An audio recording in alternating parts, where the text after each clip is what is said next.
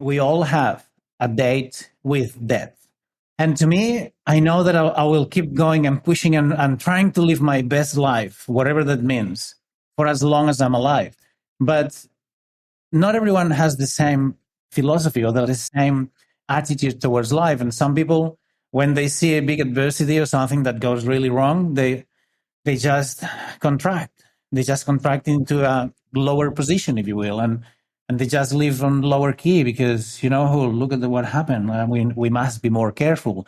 And life, it's gonna keep throwing curveballs at you, and you can just, hey, great, I've got that one. I'm still alive. I learned the lesson. I'm stronger than before. Or you can get scared and say, fuck, I hope this doesn't happen again, which this one, by the way, is my mom. She knows that at any given moment, some sort of disaster could come and destroy our lives forever. So therefore, you need to be careful all the time. So it's the approach towards life that makes people make one decision or the other. I'm Srini Rao, and this is the Unmistakable Creative Podcast, where you get a window into the stories and insights of the most innovative and creative minds who've started movements, built thriving businesses, written best-selling books, and created insanely interesting art. For more, check out our 500-episode archive at unmistakablecreative.com. Carlos, welcome to the Unmistakable Creative. Thanks so much for taking the time to join us.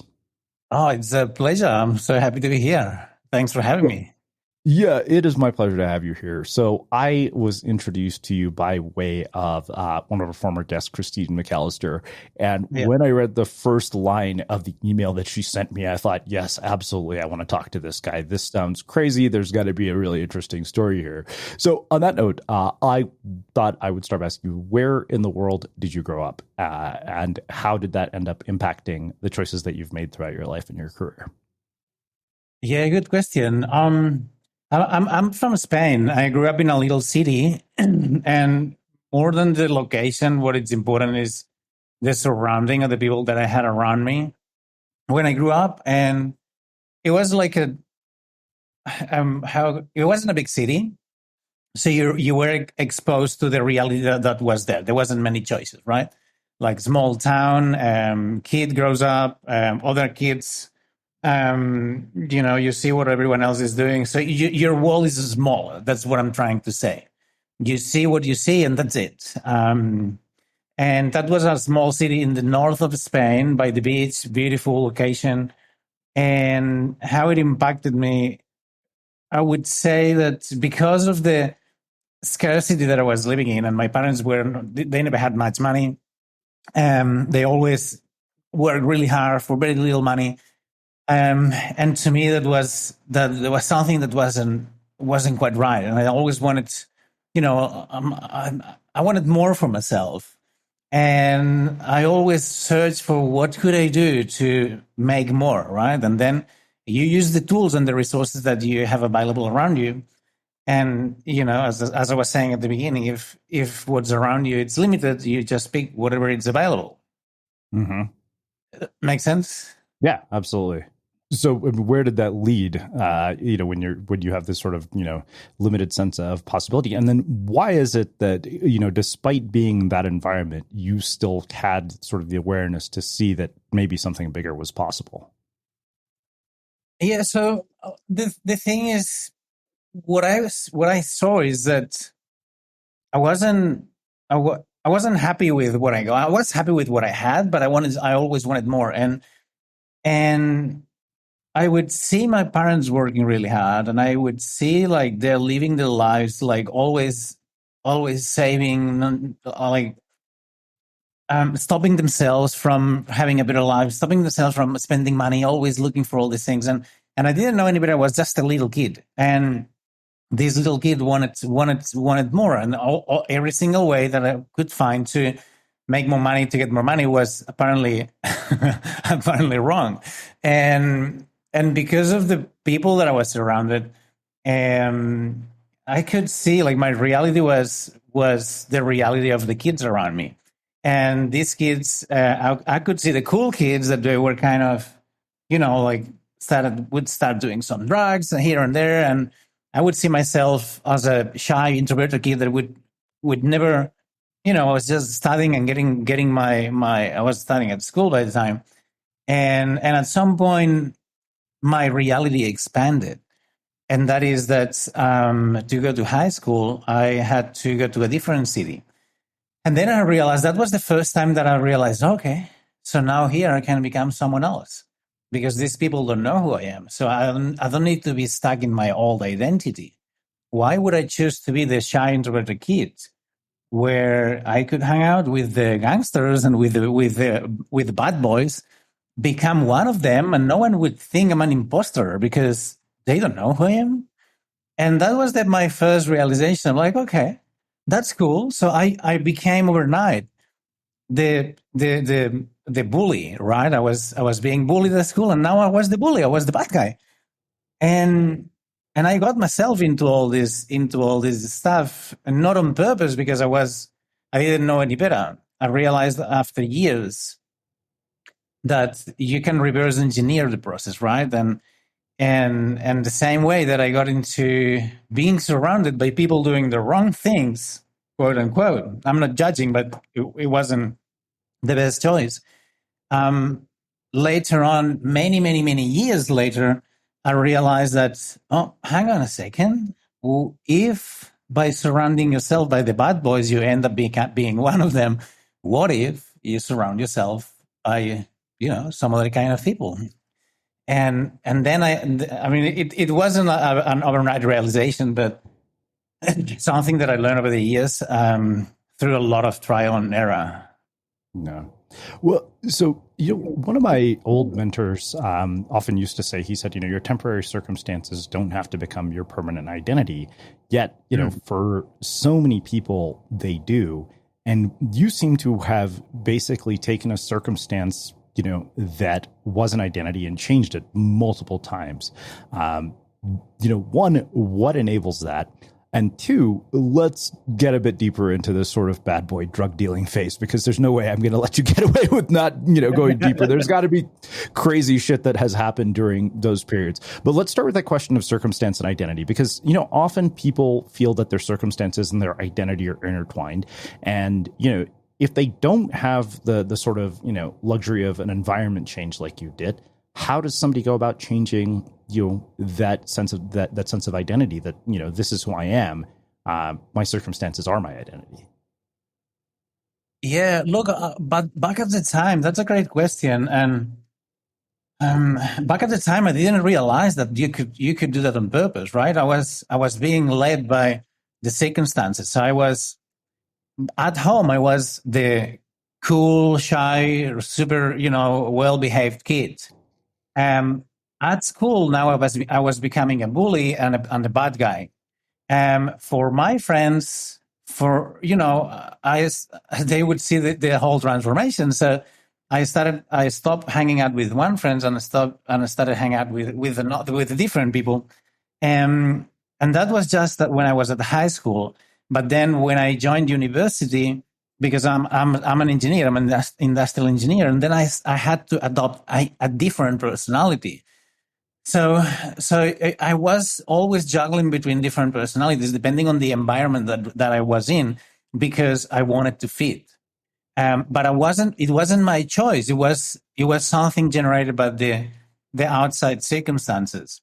And to add something more to the mix, when I joined corporate, then at this time I was a DJ, I was a drug dealer, I was an engineer, I was the bad boy with my friends, and the good guy at home. So it became really exhausting because I was all constantly juggling between these personalities. Not that I was some sort of psychopath, right? But people expect something from you. And the way I got into all this stuff is because I was like, all these kids are doing all this stuff. All these kids seem to be the cool kids. They hang out with cool people. They just do like all these things. So, okay, let's see what it's all about. And because I didn't know anything else, and that was my reality. I'm like, okay, so that's cool. All these kids are doing that. All these kids are doing fun. They don't seem to be doing anything wrong, apart from the fact that it's illegal.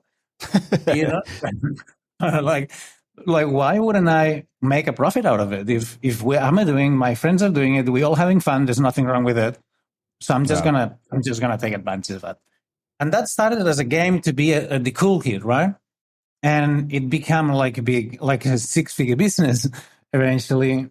But I always knew that it was wrong. I always knew that I needed to turn off this part of my life at some point. But it was convenient at the time. It was generating me some money. I was still like the DJ, kind of living the rock star lifestyle, which, by the way, didn't lead me to anywhere good, but it was fun.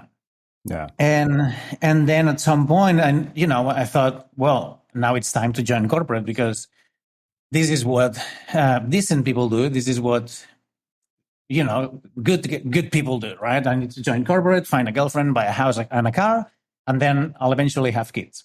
And and I quit everything. I quit DJing. I quit the drugs. I quit everything to join corporate.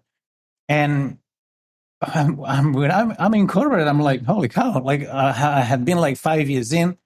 I had anxiety. Couldn't sleep at night. Had insomnia. Was on drugs to sleep. I was still smoking joints to be able to sleep. Caffeine, lots of caffeine during the day to stay awake. Until one day I ended up in hospital with almost dying out of a heart attack, and I was 29. Damn. And then I'm like, okay, maybe corporate is not what I'm supposed to be doing, right? And then is when I started analyzing everything, and I started getting into personal development, and I could see things that I had never seen before, and I could now make sense. Steve Jobs said in one of his most famous speeches that you can only connect the dots looking back. No. And now I understood all the things that led me to the point where I was in life. And I can see how it all made sense. And I could understand, I could see the patterns. I could see the machine that had created this reality and how it happened. Does this song make your guests propose? And not only get the reply yes, but yes, boo, yes, 1,000 times yes. With Soundtrack Your Brand, you can curate playlists that work for your business. Yes, boo, yes, 1,000 times yes! Get 50% off your first 3 months at soundtrackyourbrand.com/50off. Soundtrack Your Brand, your restaurant, your playlist. Join a nation where pride collides with opportunity. The UK's supercharged tech economy enjoys record levels of investment, home to talent from across the globe. As we decarbonise industries, expand deep tech hubs, and work with cutting-edge health tech, your talent can help build a future we all want to live in. Whether you're an experienced coder or a product management expert, live, learn, and lead in UK tech today. Apply now to the Tech Nation visa. Well, so, as somebody who was selling drugs, you mentioned, there was a 6-figure business. I mean, this makes me want to kind of do a bit of a dive into looking at, sort of drug policy in different countries around the world.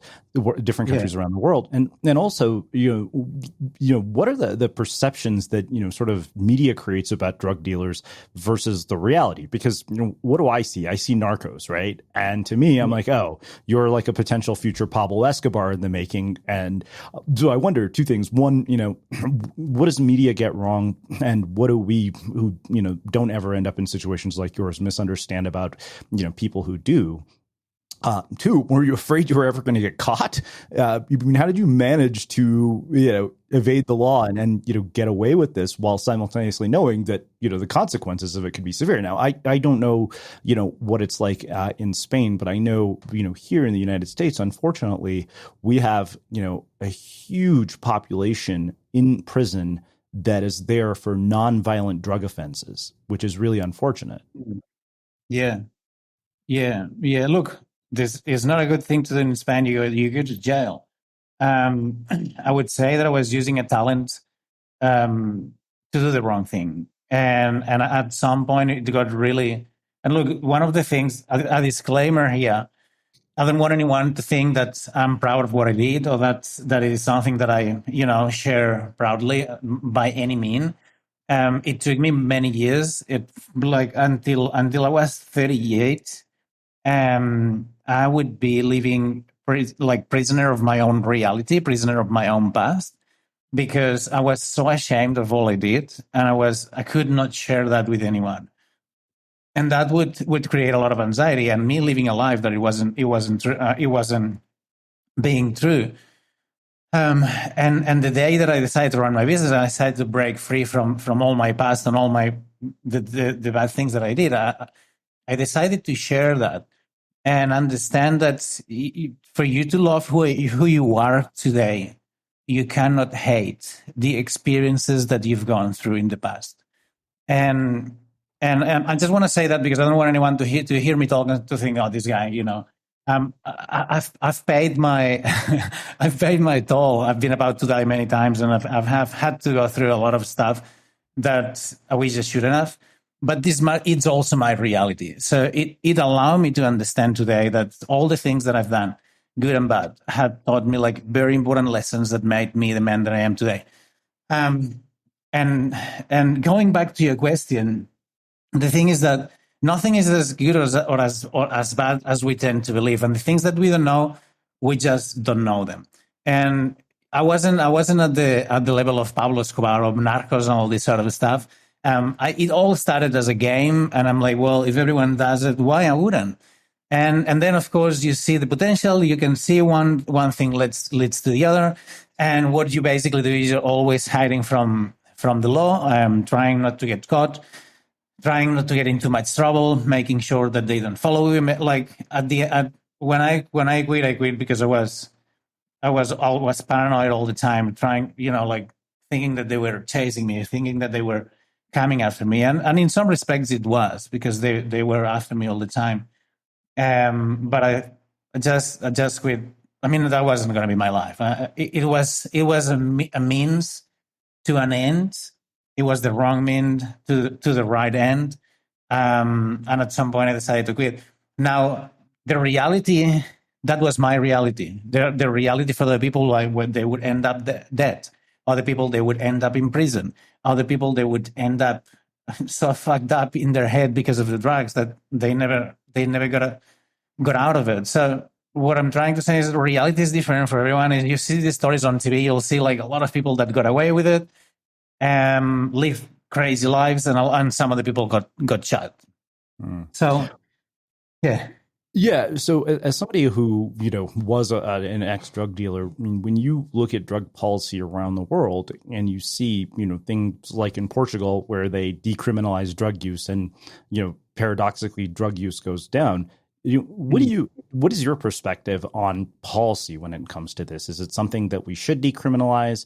And if we do, how do you do it in a way that is safe, that doesn't, go off the rails? Because, look, it's funny because you're on a podcast where there are a lot of people who are into personal development, and a common, like a thing in personal development circles is, exploration of their own spirituality through use of drugs like, mushrooms and ayahuasca and, going to Burning Man and shit like this. Which, look, I mean, I've done my fair share of experimentation and it's been beneficial, but I also realized there would be a point of diminishing returns if I continued, particularly when I was younger. I saw kind of, okay, this is going to destroy me if I keep going down this path. And I saw exactly what you were talking about with the paranoia. Like when we were in college, I think this was late, early, 2000s, late 90s, like 99, when ecstasy was like a big craze and raves started becoming very popular in the United States. And one of our friends lived with a roommate who literally just, walked around perpetually with a backpack. And anytime they had a party, he would have to leave the house the minute it looked like a cop might show up. I mean, he lived in the state of paranoia that you're talking about. So all that being said, the average, drug user, some of them are probably people who listen to this podcast. Like the joke was, for me, was like, if you drug tested at a company like Google, half the employees would probably be gone, So, what do you sort of, as somebody who sold drugs, like what is your view on policy and decriminalization and doing this in a way that is safe and has benefits potentially? Yeah, that's a great question. So look, I'm gonna talk about data. Like I don't have the exact numbers, but all the countries that made legal or that they criminalize these things, making it more like less illegal sort of thing. Like they've seen a decrease on the criminality or the way that people deal with drugs. The thing is that if you tell people don't do something, they will do it. Um, um, when it was, I don't know the words in English for that, but there was a time in the United States they made alcohol prohibited, right? Yeah. I think they call it the dry law. I don't know. That's how we call it in Spanish. Prohibition, yeah. You cannot prohibit some things, right? What they did, they would start making it illegal. So I think there must be a balance, and there are substances that they. Unfortunately, I don't think that some drugs should be ever legal because of the level of addiction and the damage that they do to the people that consume them. I would say that drugs like marijuana or some of the soft drugs should be, and I know that some countries, and especially in the United States, I know that in some states they already legal, or at least not as what happens in Europe. And I think I see that as a positive. I see that positive, like you want to give more education to people. I've been in festivals where everyone knows that the people are going to do drugs because there's all this like I don't like to associate one kind of music to one drug. But when you put all these people into a 24 hours dance music event, you know there's going to be drugs. So you have two different approaches. Yeah. You can put the police there like beating the shit out of everyone that has drugs, or you can put people there that explains people the risks of drug consumption. That say, hey, do you have any sort of drug with you? Yes. Okay. So how are you planning to take that today? And give people the information so they can make the right decision. If you think that people are all stupid and they're all going to make stupid things, well, guess what? They will. But if you give them the information and help them out to make the right decision, like I think it would be a much better solution than just, making things illegal. So how did this period of your life affect your relationships with, family, with friends, et cetera? I mean, if you're, living in this perpetual state of paranoia, but you happen to be rolling in cash, and your parents, not being from wealth are suddenly seeing this change. How did that affect your relationship with the people in your life? Yeah, great question. So, well, with my parents, because they had all this trust in me and because I was their son, right? So I took advantage of that, and they're great people. And I always kind of managed to get away with the things that I was doing, trying to, like finding like inexplicable stories around that. My relationship with my parents has been always great, but I did some terrible things. And the worst thing that I ever done to my parents is when I was 21 and I was living this rockstar lifestyle. I was DJing and doing drugs and partying and whatnot. And I was just 21. I was just a kid. And one day I don't know if I was coming up or what I was doing, but I was probably driving too high on something and probably too drunk as well. And I just crashed my car against the wall. And I woke up 5 days later after a coma in a hospital. And everyone thought I was gonna die, and I was almost dead. So no one really finds the explanation how I pulled that one out, and it was a huge wake up call for me, because I realized on the one hand that we're living this life, and I was the cause. I mean, I was doing all the wrong things. I was buying all the lottery tickets. It was a matter of time that someone was going to happen to me, but I didn't expect it, right? And one day I'm living the best life that I could imagine, and the following day I'm gone. And it could happen to me at that moment. It could happen to any one of us because I was doing the wrong things. But like you see it happening. People wake up in the morning, go to work, they get run over by a truck, gone. And that was like, wow, if that can happen in such a short period of time without an announcement, or, we think that the day that we're going to be gone, we're going to see it coming from the distance, and it's not like that. So that was my wake-up call. And then the other thing that I realized is that all the pain that I was doing to the people around me, because the reckless, the kind of life that I was living, I wouldn't care about anything. So they would suffering the consequences of my bad decisions. And of course, family is family, and they would, and in my case, I know that they will ever love me no matter what I do. And the same, and I would love them no matter the way they did. But the people around you suffers because you cannot. I mean, if you love your family, if you love your friends, you need to love yourself first and take care of yourself, because all the people, it's selfish otherwise. Join a nation where pride collides with opportunity. The UK's supercharged tech economy enjoys record levels of investment, home to talent from across the globe. As we decarbonise industries, expand deep tech hubs, and work with cutting-edge health tech, your talent can help build a future we all want to live in. Whether you're an experienced coder or a product management expert, live, learn, and lead in UK tech today. Apply now to the Tech Nation visa. Even though my family is filled with amazing cooks, me being in the kitchen is basically a fire hazard waiting to happen. But I still want to eat healthy. And if you want to eat healthier and feel your best, then listen up. This is hands down one of the easiest ways. I've been drinking something called cachava as my breakfast to fuel my day. And it keeps me full for hours, and it takes less than a minute to make, which is pretty awesome. So what is it? It's been called the cleanest, most nutrient-dense meal imaginable. And I describe it as the best protein, vitamins, and everything you need to eat healthy all in one shake. It's loaded with over 70 superfoods and nutrients like maca root, chia seeds, sacha ini, makai berry, acai, and coconut. And it actually tastes really good. The people who built this company started in the jungle on the side of a mountain during a health retreat, and their mission is to bring the world's best superfoods into a single ready-to-go meal to help busy people stay healthy on the go. And Kachava is offering 10% off for the listeners of our podcast. Just go to kachava.com/creative. Again, that's Kachava, KACHAVA.com/creative for 10% off.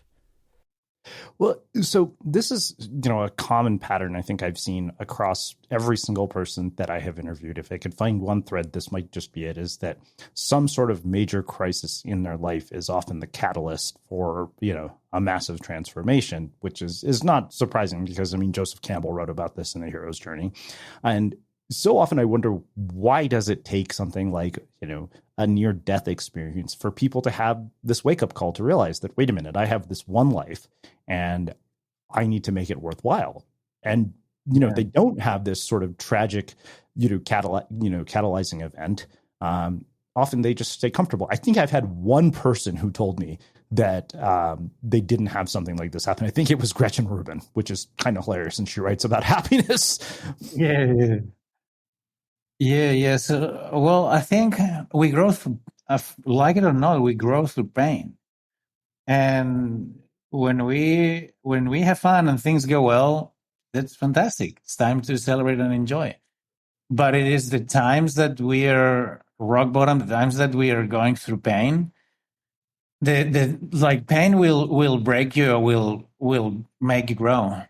And to me, that was a wake up call. And then I had like a bunch, like 3 more experiences similar to that one, which reinforced my belief about, life should be lived and enjoyed, because hopefully we're going to stay here for many years, but you never know. So I don't know, like every time that I went through a breakthrough, it's been through real pain. There's something that it makes you realize and understand. And you're right, like in the personal development industry, I know a lot of friends that are coaches, and how funny! Like I know a lot of a bunch of drug dealers and people who had like nearly that experiences as well, because it's a way to see things very clearly. Yeah. Well, you said that it makes some people and it breaks others. Why does that happen? Why does that happen? Look, yeah, I see 2 different kinds of people, right? Like the people that give up and people that don't. Like I boil it down to a binary decision, and in my case, and I'm going to share my examples. In my case, like, well, if I know there's one of my favorite authors, his name was Wayne Dyer, and he used to say, "We all have a date with death." Now, knowing that we're going to be there at some point, why don't we go now? And we have this date now, so then we can just go and live our lives. And to me, I know that I will keep going and pushing and trying to live my best life, whatever that means, for as long as I'm alive. But not everyone has the same philosophy or the same attitude towards life. And some people, when they see a big adversity or something that goes really wrong, they just contract. They just contract into a lower position, if you will, and they just live on lower key because look at what happened. We must be more careful, and life it's gonna keep throwing curveballs at you, and you can just, hey, great, I've got that one. I'm still alive. I learned the lesson. I'm stronger than before, and keep moving forward because now you got better tools. Or you can get scared and say, fuck, I hope this doesn't happen again, which this one, by the way, is my mom. She's a beautiful human being. I love her to bits.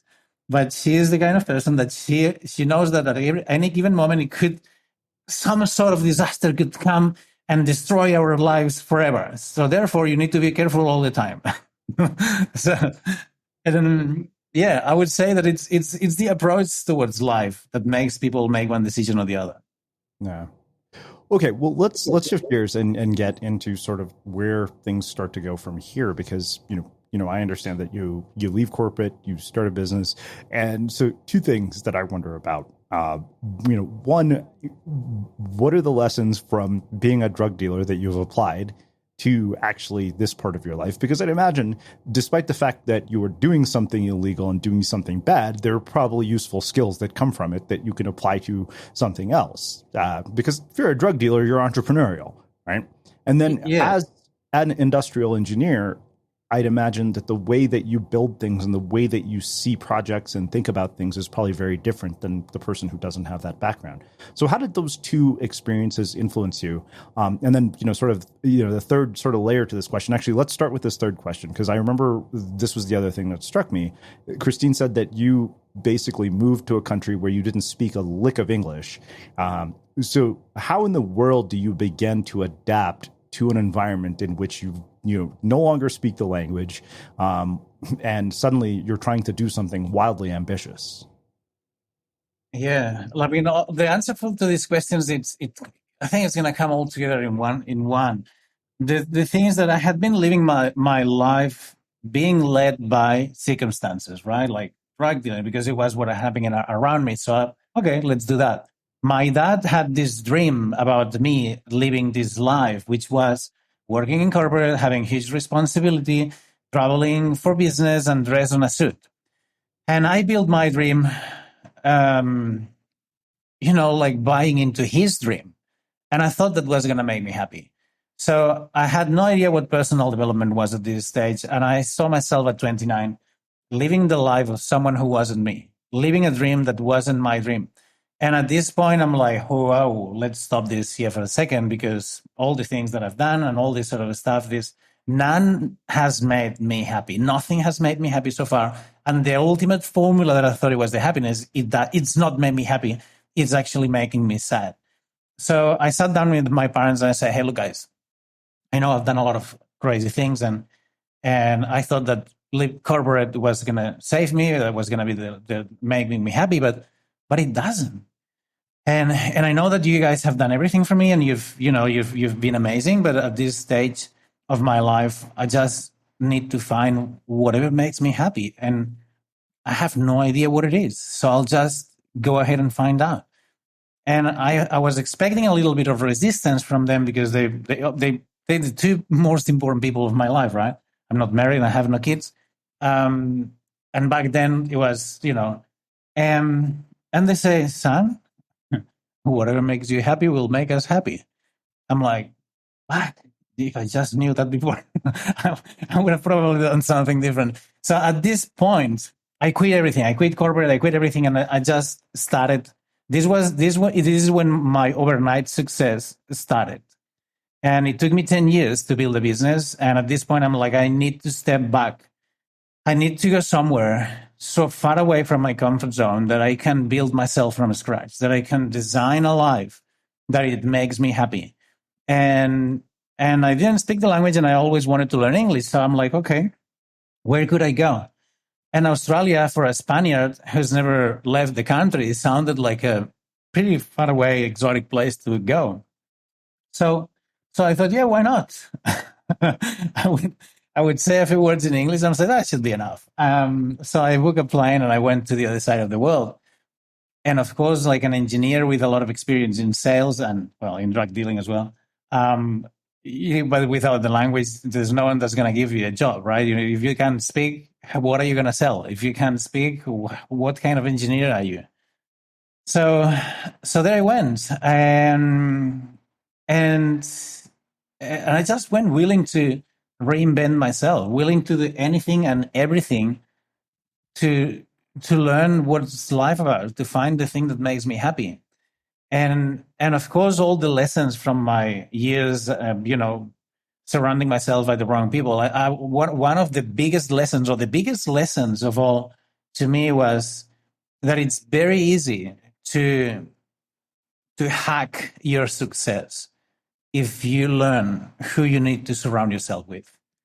Because in the same way that I built a reality around me that was drugs and drug dealing, now I build realities around me that are successful people and people who are making way more money and much more bigger impact than the impact of the money that I'm making. And now that becomes my reality. And that's what I've been implementing ever since. Wow.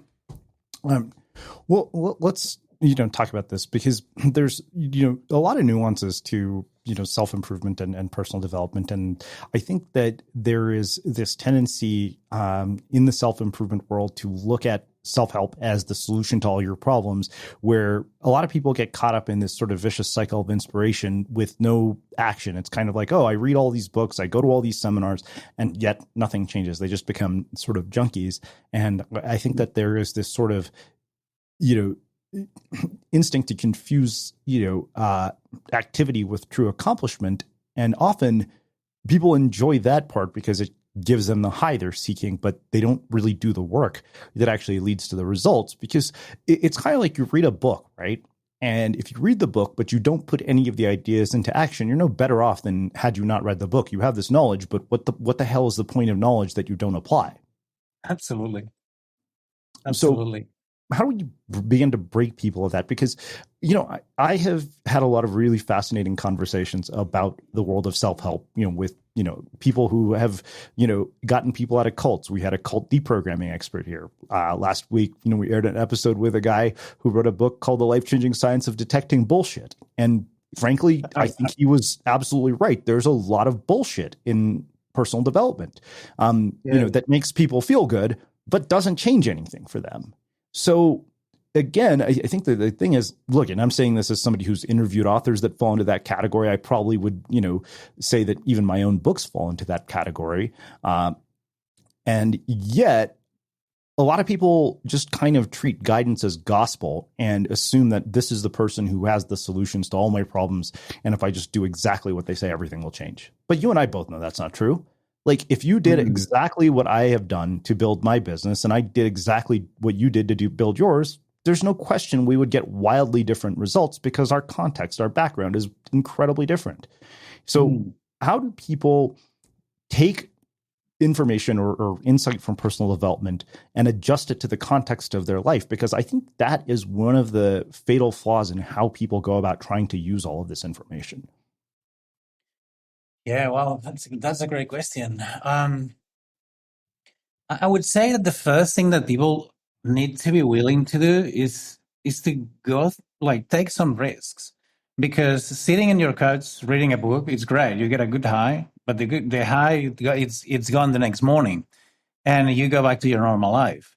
Personal development and personal growth, again, growth happens through pain, and that doesn't mean that you need to fustigate yourself or punish yourself, but what I mean is, when I went to Sydney, well, I'm telling you the good things now, right? But I was one day. I remember one day I was standing in front of this guy who I was trying to buy a ticket to jump in the metro, in the tube. I almost burst into tears because I wasn't understanding what he was saying. The people behind me were lining up and they were complaining. I couldn't pay the freaking ticket, and I was almost. I mean, I was about to break into tears, and that wasn't a fun moment. But I learned a lot of stuff. So what you do is you learn these things, and you need to be willing to put yourself in the position of growth. And of course, everyone has a different life, so you need to understand what it is the moral or the outcome, or what you're trying to achieve out of the books that you read, and ask the right questions. How could I do this? How could I make this happen for me? What would that look like for me? And the answers will be different for everyone, but I think that asking the right questions, at least asking questions, because some people think that just by reading a book, getting this knowledge, or going to the UPW event of Tony Robbins, which I love, by the way, but it's going to work. I mean, this is a great example. You go to a UPW and it's the event from Tony Robbins.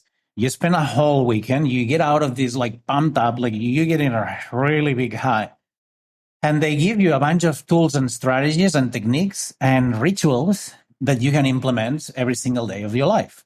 So you can keep the momentum and this motivation and everything, and this motivation keeps being up. But what happens is that most people fall back into the default mode, right? They go to work, they wake up in the morning, they just do the same thing over and over again, and the same thing keeps happening to their lives. So, yeah, there must be. I think the people that change, they always change because there's something so painful at some point that makes them realize that, okay, well, the information that I have, what do I do to change things for once and forever? So I don't know. I'm not sure if I'm answering your question. It's a hard one to respond, but be willing to put yourself into the situation of out of your comfort zone, or wait until something painful enough happens so you finally do it. Yeah, I mean, I tend to the joke that I often have with my guests is I ask questions that have no answers. That was a tricky one. I was sweating, but yeah, but it's true. It's true. Yeah, I mean, I think that the real purpose behind questions like that is that I think people want a map, and that it just makes me realize like the only place you're going to end up with on somebody else's map is where they've ended up, and and that's if you're lucky. So that's something that I think is incredibly important, that is often overlooked in this process. So let's talk briefly about mindset around money.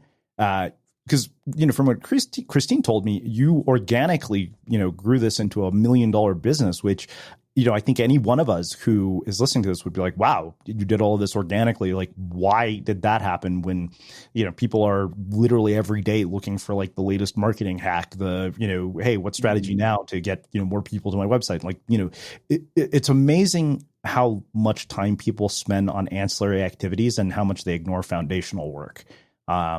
So what are the foundations that enable, the building of $1 million business? And how much of that is mindset and how much of it is strategy? Yeah, good question. I would say that I got lucky. And again, that was my overnight success. It took me 10 years of personal research and personal development. And I think that some people get the formula wrong, right? Like we all inspired, or we all motivated by the money and the success and the freedom that comes with it. And then what we do is to find the strategies or the techniques that are going to get us the money. And we forget about finding what it is that it motivates us, what it is that's going to make you happy, that's going to make you feel fulfilled moving forward. And a solid foundation of your business, which basically is making other people's lives better. And for me, it was, like a lot of research, a lot of hard work, and not giving up, and knowing that no matter what was going to happen, I was going to find out the way to make this thing happen. And this conviction and this certainty, it is definitely one of the keys of my success and from anyone else. Because for all the time that I've been in business, I see so many people starting up and giving up, starting out, giving up. But like, dudes, you need to try a little bit more.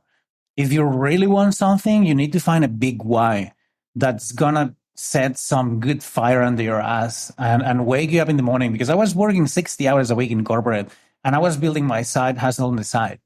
And I would wake up at 5 a.m. I would just go and post on organically, post on Facebook or LinkedIn or whatever. Go to work, find a minute to post it again, like keep creating this audience, keep adding value. And it was crazy. And I don't know many people that can do that consistently for 1-2 years. Mm-hmm. And consistency, hard work, and building an audience, I would say it's probably the most important thing. Yeah. And from there, like, look, I found the right mentors, I found the right coaches, and some people think, and I was one of those for 2 years, that I could do everything myself, that I didn't need any help because I knew better than anyone. And for 2 years, I tried to reinvent the wheel. And when I finally when finally this guy gives me the formula for the wheel, I'm like, oh fuck, so that was already invented. Like, so I felt like a little bit like an idiot because I thought, well, no one else has an online business, I'm going to build one. And they're like, okay, like this cold sweat, like, cool. So I could have asked before for help. Just, find someone who's got a business like the one you would try to build and copy. And copy. And there's something that Pablo Picasso said once, and he said, the good artist copy and great artist steal. And he's one of the best artists from all times. But the thing is that some people try to reinvent the wheel, they want to be authentic and genuine, like there's nothing wrong with that. But hey, dude, there's something that's working already in the market. Yeah. There's nothing wrong with going and emulate it. Try to copy it, try to make it work for you, and then you can improve it and become really authentic and genuine. And that worked really well for me. Well, I think there's a nuance that people will overlook when they say try to copy it and make it work for you, because what they'll overlook. Ron Friedman recently wrote this fantastic book called Decoding Greatness, and we had him as a guest here, and it was all about the process of reverse engineering, and he said that the subtle nuance of that is, yes, take other people's ideas but apply them in new contexts, because that's how they become more effective. And that is often what ends up happening, is that people will, in my mind, they see something that works, they try to copy it exactly to the letter. Like I saw this happen. Derek Halperin launched his blog. I remember talking to a blogger who literally copied, Derek's website design to the letter, and was surprised he wasn't getting the same results. And I'm thinking, dude, Derek has like 10 years of experience building websites that you don't. No wonder you're not getting the same results. Like and they often, I think, miss the point when it comes to these kinds of things. Yeah, totally. That's a great point. And I heard something. Yeah, who was talking about that? Yeah, Patrick Jan. I can't remember the name exactly, but the name of the book is called "Your Stand Is Your Brand," and he's talking. Patrick Jan Tempo, I think is the name. I forgot. I read the book twice. It's a great book. So he was saying, like, you can copy someone, but when you copy what you see, and you can get some results, but you don't know the logic behind. You don't know all the mechanisms and all the reason and all the work that's been behind to create this thing that now it's super successful. It's the tip of the iceberg, right? So you copy it and you don't see the same results. So this is why, you want to find someone who you can model. And this is when the power of proximity and having the right mentor and the right coaches is going to play a fundamental role. Because if you share big information and you try to copy something that's expecting similar results, it's not going to work. But if you find the right strategy, you model it, you implement it, and then you add your twist, your own flavor to it, once you've mastered the skill, then the results is going to be completely different. Yeah. Wow. So, you've talked about this idea that, sort of everybody is chasing sort of the money, the freedom, without examining their underlying motivations, which I really appreciate, because I think Ryder Carroll probably had one of the best explanations I'd ever heard of this. He said, often you set these very arbitrary goals like, hey, $1 million. He said, but how do you know that's going to make you happy? And what do you think it will give you? Right. Yeah. And the funny thing is, though, every single time I have this conversation with somebody, right? I was just listening to our interview that we had, on Friday with the director of innovation at Google, who sold, several startups, and I talked about money. He said, yeah. He said, look, the big thing that comes from it is you teach yourself that you can do this, and you come to that realization that it doesn't make you as happy as you thought it would be, that you would, but it's almost always a person who's already made it that money that is saying that. So for the person who hasn't, they're just like, yeah, that sounds great, but I need to see this for myself. Because how does somebody wrap their head around that if they, like, haven't had $1 million? Yeah. Okay. Good question. I think, like, to me, one of the things that played the biggest roles, or one of the biggest keys of my success, and everyone else around me that's successful, and I always pay a lot of attention. And maybe because of my engineer mind, I get to pick up patterns really quick. It is the beliefs. And someone who's never had $1 million, you really want to understand and feel and see how it is like having that. And one of the things that I teach my clients is like, hey, it's not about what you want to do. It's not about what you need to do to get the success that you want, but who do you need to become? And if you want to build a 7-figure business, and if you want to be a 7-figure CEO, well, you need to learn not only what they do, but who they are, how they live their lives, how they treat people, how they, what kind of people are they? What kind of leadership skills? What kind of attitude toward life do they have? And that sounds too woo-woo for the ones who are not ready. But I always say the same thing. I always said, rich people are very happy because they're rich. And then I realized, oh no, like, rich people are rich because they're happy. So you create the person first, and then the results will show. Whereas some people fight for their entire lives to get the results, being angry, being frustrated, and this doesn't, get them anywhere. So spend time learning about who do you need to be to generate the result, and how are you going to be when you have the result? Because you can start being this person today and generate the result right now. No, it's funny you say that, because like I wrote this article titled "Why Changing Behavior Leads to Better Results Than Setting Goals," because changing your behavior causes you to become the type of person who can accomplish that goal, and that's something you got this dream come true of writing a book with a publisher, and I said, you know what, I'm probably not going to write another book with a publisher, maybe in this lifetime. And I'll tell you, the biggest benefit that came from it was not seeing my name on a book or on a bookshelf. It was that I became the type of person who could take a very ambiguous idea, spend a year working on it, and turn it into a reality. And that, I realized, would serve me well for the rest of my life. Yeah. There you go. Yeah. But not everyone is willing to do that. Yeah. Wow. So, two final questions for you. As you've become older and you've accumulated more money and you've become more successful, how has your personal definition of success changed with age? You know what? It was funny. Last week, someone asked me, "Are you successful?"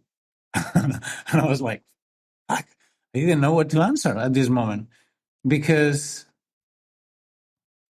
I'm like, I don't think I had to have like an honest moment with myself, and I say it out loud. I say, I don't think I'm never going to consider myself successful, because there's always a next level of success that we want to achieve, and because we're not there, sometimes it takes an effort to appreciate where you are today, and understand that you're successful, so you can reach the next level of success.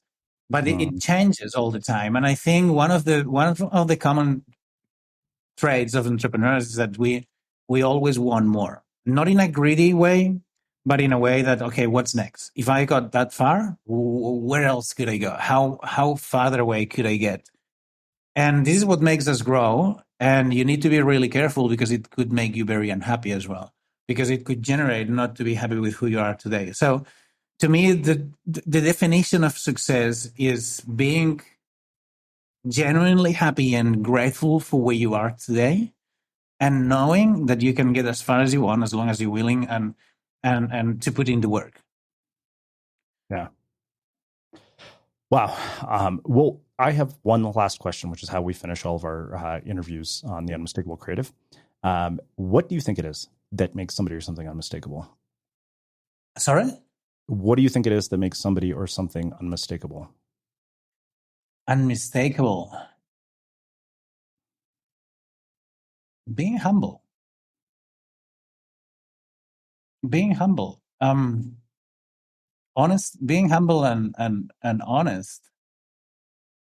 You can never go wrong with that. You can never be mistaken. And we always, like, the only way to not to make mistakes is to do nothing. And that's also the quickest way to die.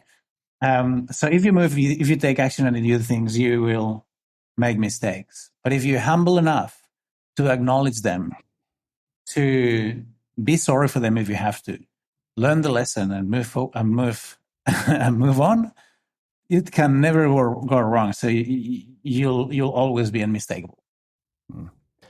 Amazing. Well, I can't thank you enough for taking the time to join us and share your story, your wisdom and insights with our listeners. Where can people find out more about you, your work, and everything that you're up to? LinkedIn. LinkedIn is the best place they can find me. It's probably the safest. LinkedIn or Instagram, but I like LinkedIn better because Facebook doesn't shut my account down every second month. So yeah, LinkedIn. Carlos Adell. I'll send you the link. Amazing. And for everybody listening, we will wrap the show with that. Thank you for listening to this episode of the Unmistakable Creative Podcast. While you were listening, were there any moments you found fascinating, inspiring, instructive, maybe even heartwarming? Can you think of anyone, a friend or a family member who would appreciate this moment? If so, take a second and share today's episode with that one person, because good ideas and messages are meant to be shared. I guess not every job can ignite your curiosity about the possibilities of tech, but a job with ThoughtWorks can. ThoughtWorks is hiring for roles across the U.S., from senior and lead developers to data engineers, infrastructure consultants, and more. They're looking for talented technologists to join them in revolutionizing the tech industry. Make your mark. Learn more at thoughtworks.com/careers.